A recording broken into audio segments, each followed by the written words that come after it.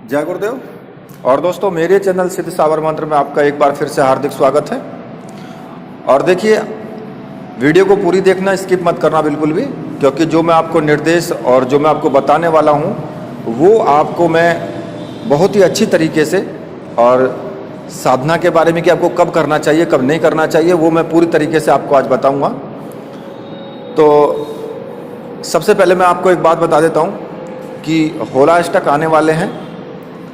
जो मैंने पीछे भी हमने आपको साधना बताई है, तो उस साधना को भी, जो उर्वशी साधना है, वो भी आप होलाअष्टक में कर सकते हो, जो साबर मंत्र से के द्वारा की जाएगी।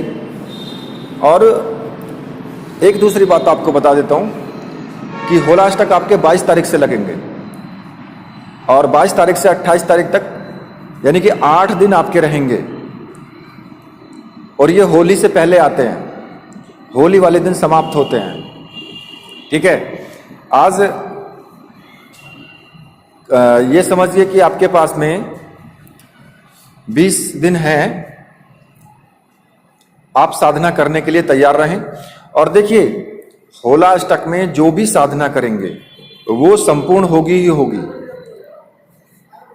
क्योंकि होलाअष्टक में किसी भी साबर मंत्र की साधना की जाए वो पूर्ण रूप से साधना संपन्न होती ही होती है, सिद्ध होती ही होती है।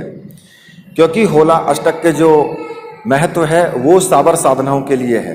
होलाअष्टक की एक और खासियत है कि इसमें रात्रि को, दिन को भी रात्रि ही माना जाता है।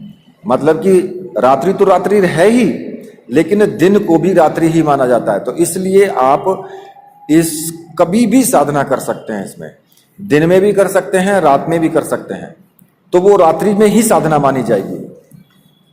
तो आपके पास में टाइम इतना होता है, और कितनी बार भी साधना कर सकते हैं कि भाई, अगर आप चाहते हैं कि आप थोड़ी देर विश्राम करके फिर साधना कर सकते हैं।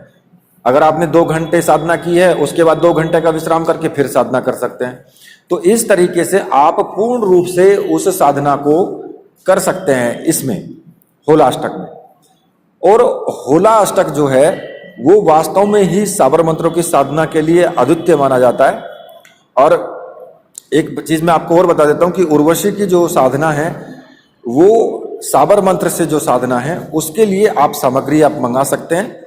सामग्री के लिए मैंने व्हाट्सएप नंबर दिया हुआ है, और पहले ही आपको मंगा लेनी चाहिए अगर आपको साधना ये होलाअष्टक में करनी है। किसी भी साबर मंत्र की साधना करनी है तो फिर रुद्राक्ष की माला, आप अगर आपके पास नहीं है साबर मंत्र से प्राण प्रतिष्ठित, तो फिर आप वो उस माला के लिए भी आप ऑर्डर कर सकते हैं, आप मंगा करके और साधना कीजिए। तो ये मैंने आपको जानकारी देने के लिए ही वीडियो बनाया है कि आपको, जिन भाइयों को जानकारी नहीं मिल पाई है, कि उनको भी जानकारी मिल जाए। और एक चीज मैं आपको और भी बता देता हूं कि ज्यादातर अप्सराओं की साधना जो की जाती है वो रात्रि में की जाती है, और होलाअष्टक के दिन ऐसे होते हैं कि इनमें आप दिन में भी कर सकते हो, चाहे वो वैदिक मंत्र हो चाहे वो साबर मंत्र से हो।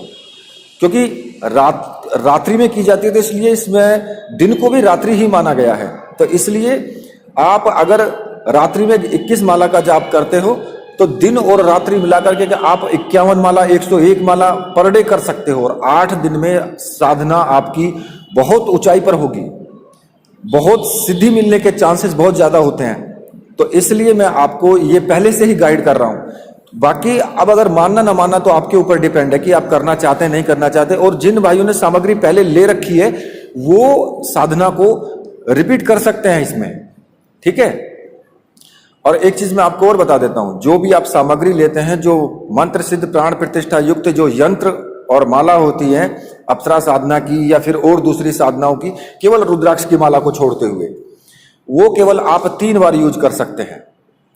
3 बार साधना करने के बाद उस यंत्र और माला से वो निष्प्रभावी हो जाती है, उसके बाद उसको विसर्जित कर देना चाहिए। और अगर फिर आगे साधना करनी है तो फिर नई आपको माला और यंत्र आपको लेना चाहिए। केवल माला कौन कौन सी आपकी जो है नहीं होती हैं, मतलब प्रभावहीन नहीं होती हैं। एक तो रुद्राक्ष की माला प्रभावहीन नहीं होगी, और दूसरी आपकी रक्षा माला प्रभावहीन नहीं होगी, वो आपकी बराबर चलती रहेंगी। जब भी कोई साधना करें तो रक्षा माला धारण करके ही करें। ठीक है, ये मैंने कुछ निर्देश आपको दिए हैं, इन निर्देशों को ध्यान में आप जरूर रखना। और ये जो त्योहार आने वाला है होली का, होली से पहले ये साबर मंत्रों की साधनाओं के लिए ही जाना जाता है। साबर मंत्र की साधना आप किसी भी देवी देवता की कर सकते हो और वो जल्द से जल्द सिद्ध होती है। और ये भी मैं आपको बता देता हूं कि आप वैदिक मंत्र की भी कर सकते हो, इसमें कोई प्रॉब्लम नहीं है, किसी भी मंत्र की साधना करो। लेकिन विशेषकर अप्सराओं की साधना अगर आप रात्रि में करते हो तो इन होलाष्टक में आप जरूर करना, ठीक है। तो ये मैंने कुछ जानकारी आपको दी है और इस जानकारी के अनुसार ही आप कार्य करें। अगर किसी को कोई प्रॉब्लम है तो मुझे कॉल कर सकते हैं, व्हाट्सएप भी कर सकते हैं। तो इसी के साथ मैं अब वीडियो को देखो यहीं पर समाप्त करता हूं। और जिन भाइयों को ये जानकारी अच्छी लगी है प्लीज वीडियो को लाइक कीजिए, चैनल को सब्सक्राइब कीजिए और मेरे साथ बोलिए, बोलिए वीर बजरंगबली हनुमान जी महाराज की जय, बोलिए मेरे परमहंस गुरुदेव की जय।